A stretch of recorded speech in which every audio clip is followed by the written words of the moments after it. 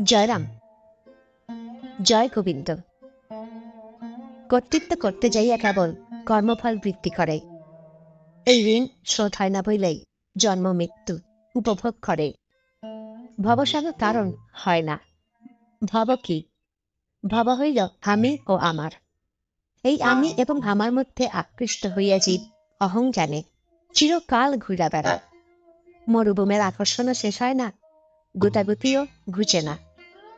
মানুষ হইল আমি তো বদ্ধ একটি জীব, আর এটাই মহামায়ার বন্ধন হইতেছে। সেই জন্য মানুষ এই পঞ্চভূতের রাজ্যে ঈর্ষা তার অনিত্য দেহটারে নিয়া কামনায় বাসনায় আমি ও আমার ভুইলা দগ্ধ হইতেছে। আমি হইল মন, আমার হইল বুদ্ধি অর্থাৎ বোধ।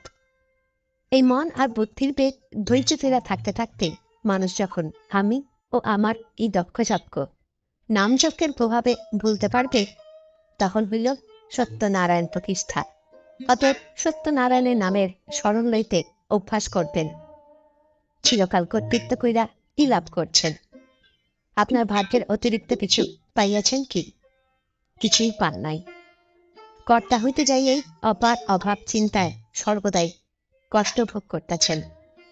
জানবেন আপনি কর্তা নন। যদি কর্তা হইতেন তবে আপনার বাসনা অনুযায়ী সকল কার্য কেন সফল করতে পারেন না?